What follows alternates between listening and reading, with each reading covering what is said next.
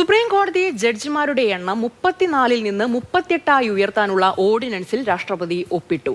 Ordinance സംബന്ധിച്ച വിജ്ഞാപനം സർക്കാർ പുറത്തിറക്കി. ബി ബാലഗോപാലുണ്ട് കൂടുതൽ വിവരങ്ങളുമായി. ബാലു, എന്താണ് ഈ എണ്ണം കൂട്ടാനുള്ള തീരുമാനത്തിന് പിന്നിൽ?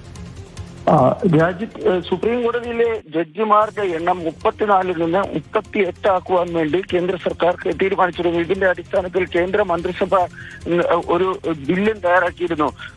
ആ നിയമത്തിലാണ് ഇപ്പോൾ രാഷ്ട്രപതി ഓർഡിനൻസ് പുറത്തിറക്കിയിരിക്കുന്നത്. അതായത് ഇനി അടുത്ത പാർലമെന്റ് സമ്മേളനത്തിൽ ഇത് നിയമമാവും. പക്ഷെ അടിയന്തരമായി നടപ്പാക്കേണ്ട ഒരു സാഹചര്യത്തിലായിരിക്കും രാഷ്ട്രപതി ഇപ്പോൾ ഈ ഓർഡിനൻസിൽ ഒപ്പുവെച്ചിരിക്കുന്നത്.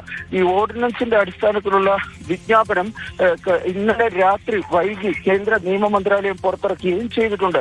ഇതോടുകൂടി സുപ്രീം കോടതിയിലെ ജഡ്ജിമാരുടെ എണ്ണം 34-ൽ നിന്ന് 38-ആയി ഉയരുന്നതായിരിക്കും. അതായത് ചീഫ് ജസ്റ്റിസ് ഉൾപ്പെടെ 38 ജഡ്ജിമാരുടെ ആയി സുപ്രീം കോടതിയുടെ എണ്ണം ഉയരും എന്നതാണ് പ്രധാനപ്പെട്ട ഒരു കാര്യം.